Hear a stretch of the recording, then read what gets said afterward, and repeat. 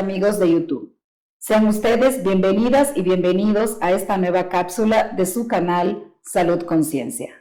En esta ocasión tenemos el privilegio de contar con el doctor Juan Rivera Don Marco.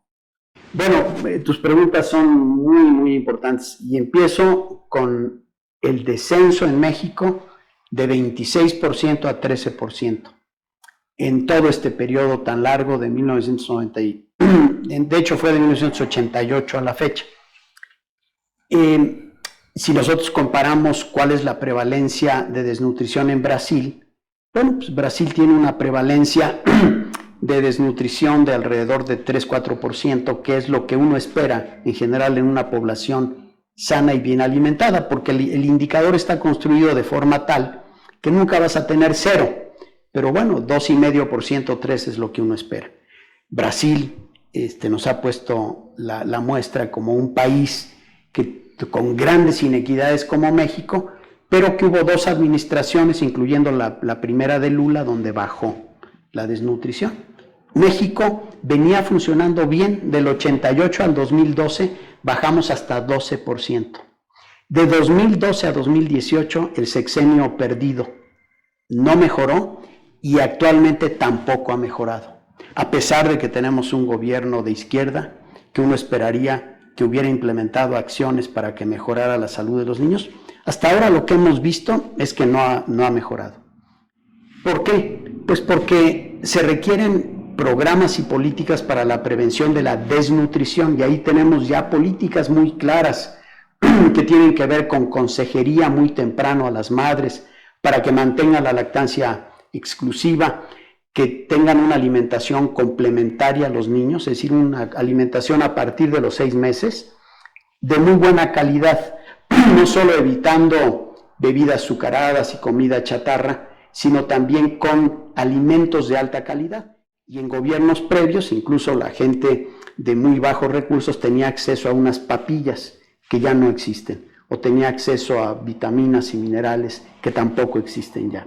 Es decir, México ha retrocedido, lamentablemente, y vemos ahora países que tenían prevalencias más altas que nosotros, que tienen ahora menos prevalencias, incluyendo, por ejemplo, Colombia. Entonces, México es una vergüenza, pero hemos retrocedido. Y siendo un país tan grande, 13% de prevalencia son muchos niños, más de 1 millón de niños que crecen en desventaja. ¿Y a qué me refiero que crecen en desventaja?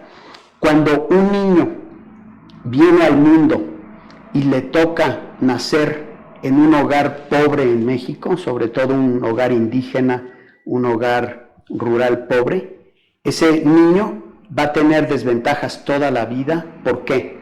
Porque la desnutrición, repito, lleva a un problema de retardo en crecimiento. Ese retardo en crecimiento se traduce en menor masa magra, incluso para actividad física. Por ejemplo, para cortar caña, se ha demostrado que un niño bien nutrido, cuando es adulto, tiene mayor eficiencia, por decirte algo. Y lamentablemente, bueno, pues mucha gente depende de eso para sobrevivir. Y por otro lado, los efectos en desarrollo psicomotor, en capacidad de aprendizaje, todos esos son lastras que tiene que arrastrar un niño que viene al mundo y sin deberla ni temerla, le tocó. O sea, está destinado a que nació pobre y que va a continuar siendo pobre porque no va a adquirir las herramientas. Esto contribuye al círculo de la pobreza. Si naces pobre, es más difícil que superes la pobreza. Y estamos hablando de que en México 13%, estamos hablando, caray, de un porcentaje altísimo que está ya en niveles por debajo de los límites bajos. Eso no quiere decir que los demás todos estén bien, pero ya estamos hablando de niveles de desnutrición crónica. Muchas veces los mismos niños tienen anemia. La anemia también reduce la capacidad de aprendizaje. Y por otro lado, el día de hoy, esos niños también van a estar expuestos al consumo de comida chatarra, a ir a escuelas donde hay comida chatarra a pesar de los lineamientos. Ahí está la comida chatarra, ahí están las bebidas azucaradas. a ir a escuelas donde no hay oportunidad de hacer actividad física, tienen una clase a la semana de educación física que dura en la práctica 40 minutos, de los cuales la mayor parte del tiempo están escuchando instrucciones del maestro, niños que no tienen acceso a actividades extracurriculares, y bueno, niños que afortunadamente muchos de ellos caminan a la escuela, y eso compensa en parte, pero esa es la desventaja con la que crecen. Si tú eres de un nivel socioeconómico alto, tus papás te van a meter a un club, vas a tener clases de educación, de actividad física, vas a participar en deportes, vas a tener acceso a una mejor alimentación. Ese es el problema de México, esa inequidad tan terrible que lamentablemente no ha mejorado. No ha mejorado. Sin embargo, Juan, parecería también que cuando no hay suficiente información en algunos padres, como que parecería que puede haber cierta confusión sobre lo que es una correcta alimentación. Por ejemplo, hay algunos hogares, estuve revisando algunos datos para un poco informarme antes de nuestra plática, y una de las cosas que vi es que algunos hogares no tienen agua disponible para los niños, porque parecería que los estatus, ahí está como confusión, es mucho, eres de un estatus más alto, estás mejor posicionado si consumes el jugo que viene con pulpa. Y ¿cómo podemos nosotros transmitir este mensaje? Yo recuerdo, una de las cosas que vi también es esta jarra saludable, que es una de las contribuciones grandiosas que tú has hecho a todo lo que tiene que ver con esta temática. Si nos pudieses platicar acerca de estos mitos y de cómo podemos nosotros sustituir, porque incluso, aunque en estos tiempos que uno no pensaba que nos íbamos a ver en esto, tenemos que comprar agua, sí, pero de todas maneras sigue siendo más barato que la compra de las bebidas azucaradas. Totalmente de acuerdo, Belkis. Sí. No hay que olvidar que la alimentación, la dieta, es un ejercicio conductual de los humanos que tiene que ver con selección, compra de alimentos, preparación, consumo en el hogar, compra de alimentos fuera del hogar, es decir, son conductas. Y para modificar esas conductas, hay dos estrategias que, digamos, hay bastante consenso internacional al respecto. Una es modificar el entorno de forma tal que el entorno se convierta en promotor de una dieta saludable. Es decir, modificar el entorno para que si yo tengo sed y estoy en un parque, haya un bebedero y no tenga yo que ir a comprar una bebida. Si el niño está en la escuela y tiene sed, hay bebederos o hay agua potable. Si alguna persona tiene hambre en cualquier lugar, que tenga acceso fácilmente a alimentos saludables. ¿Qué es más fácil si tú vas en la calle? Comprar una bolsita de botanitas saladas o comprar un poco de verdura. Evidentemente, pues lo primero, ¿por qué? Porque está diseñado para eso, es muy conveniente. Pero tenemos que modificar el entorno. ¿Cómo se modifica el entorno? Bueno, pues mediante impuestos para hacer más caros productos que dañan la salud, mediante orientación al momento de compra, como el etiquetado frontal de alimentos, mediante lineamientos para que en la escuela haya alimentos saludables, mediante educación también, porque a pesar de que dije hay que modificar el entorno, también es cierto lo que tú decías. Al final la información que yo tengo va a llevar a que yo opte por una u otra alternativa de alimento. Bueno, eso lo tenemos ya en las guías alimentarias, que además toman en cuenta la sustentabilidad, no nada más la salud. Esas guías alimentarias ya están listas, estamos en espera de que la Secretaría nos dé la bandera roja, porque ya queremos salir con ellas, porque esa es otra manera de influir. Y tenemos también todo lo que tiene que ver con consejería en alimentación en niños menores de 5 años. Es decir, un programa de los primeros días de vida, los primeros 1000 días y luego los siguientes años de vida, que también está en espera de que la Secretaría de Salud dé el visto bueno y que se eche a andar. Ahora, ¿qué ha pasado? La jarra del buen beber era una estrategia para comunicar que no debemos consumir bebidas azucaradas cotidianamente. Podemos hacerlo eventualmente, pero no cotidianamente. ¿Qué pasó? Se opuso la industria, la boicoteó y no se implementó en la Secretaría de Salud. Se coló y se implementó en la Secretaría de Educación Pública y está en los libros de texto porque se descuidó la industria. Pero la industria ha sido la principal barrera para desarrollar la política integral que necesitamos para que los entornos sean saludables. Se opusieron a los lineamientos en las escuelas, se pararon de la mesa de diálogo que había y aún así, bueno, pues se implementaron los lineamientos sin el apoyo de ellos. Se opusieron evidentemente al impuesto con argumentos totalmente falsos que no iba a tener efecto. El impuesto tiene efecto, pero el efecto es chiquito porque la industria hizo pues que la negociación se bajara de 20% a 10%. El etiquetado frontal, ya hay amparos. El día de hoy hay una serie de amparos que ya llegaron a la Suprema Corte. La Suprema Corte no ha decidido, pero tengo temor de que la industria otra vez imponga su voluntad. Es decir, el gobierno de México, los gobiernos de México, el Estado mexicano, porque además participamos también académicos, ONG, sociedad civil, hemos estado tratando de construir un paquete de políticas públicas para la prevención de obesidad y el principal problema que hemos tenido es la oposición de la industria de comida chatarra que se opone a todo esto. Y vamos a seguir peleando porque los salubristas y el gobierno tenemos que defender la salud de los mexicanos.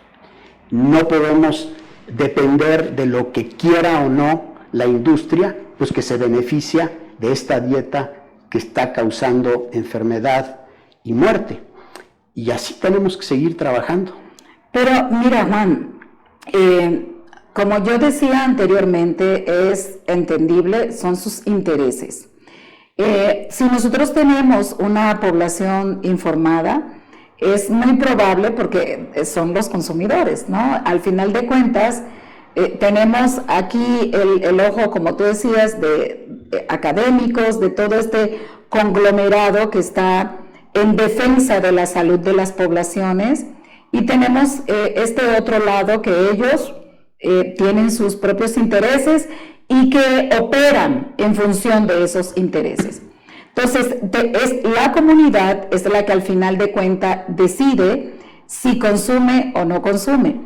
Una de las cosas que yo he estado como observadora mirando e incluso también revisando algunos de los datos que han salido a partir del etiquetado frontal en México, aunque poquito, parece ser que ha tenido algún tipo de efecto positivo. Claro. ¿Cómo hacemos nosotros para que estas acciones que están mostrando ser efectivas en nuestro contexto, independientemente de todo lo que está haciendo la industria, cómo podemos nosotros replicarla? Recuérdate que Salud Conciencia está dirigido a múltiples países, o sea, nosotros tenemos seguidores de nuestro querido Colombia, que claro, nos mencionaste en varias ocasiones, de Brasil, de varios lugares latinoamericanos. Entonces, ¿cómo hacemos nosotros para que estas acciones, porque no todos los países cuentan con este grupo de expertos que están defendiendo lo que es una buena nutrición?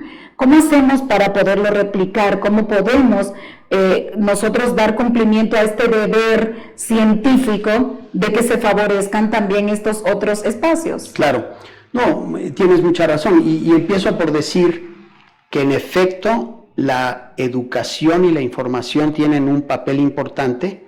Por esa razón mencionaba yo guías alimentarias, mencionaba yo orientación y consejería en niños pequeños, mencionaba yo incluso el etiquetado frontal, es un instrumento también de información. pero la información no es suficiente cuando tienes un entorno que impide la adopción de conductas saludables. Si tú estás en una escuela donde no hay agua potable, por más que informes a los niños que deben tomar agua potable, nunca lo van a hacer. Entonces se necesitan las dos cosas. Y para cambiar el entorno se necesitan políticas públicas. Y en términos de lo que decías de los países, afortunadamente trabajamos juntos. Estas iniciativas que tenemos en México se han replicado en varios países, incluso nosotros, por ejemplo, el etiquetado lo tomamos de la experiencia chilena. Varios países han tomado de nosotros la experiencia del impuesto, fuimos los primeros, y actualmente hay muchos países que la han adoptado. Entonces en América Latina tenemos, por ejemplo, Brasil, Chile, México y otros países que ya tienen guías alimentarias de muy buena calidad, muy buenas, y están implementándose. Acciones, por ejemplo, en escuelas, Brasil tiene unos programas muy bonitos donde, por ejemplo, una buena parte de lo que se vende en las escuelas son productos naturales, locales, frescos, y que deben ser locales. Entonces, estamos constantemente intercambiando información, pero ¿qué puede hacer la población? Porque tiene razón, digamos, yo estoy hablando ahora mucho como para tomadores de decisiones, para la sociedad civil, etc. ¿Qué puede hacer la población? Yo creo que la población, en la medida de lo posible, también debe exigir que el Estado pues, adopte todas estas medidas, pero tener interés en informarse, por ejemplo, leer las guías alimentarias, tratar de implementar esas guías alimentarias en su hogar, tratar, por ejemplo, cosas tan simples como comer lo más posible de productos de origen vegetal, verduras, frutas, frijoles, lentejas, tortilla, leguminosas, por ejemplo, cacahuates, y consumir menor proporción de alimentos de origen animal, aunque debe uno consumir desde luego, y también en la medida de lo posible entre menos productos en la dieta sean ultraprocesados, mejor.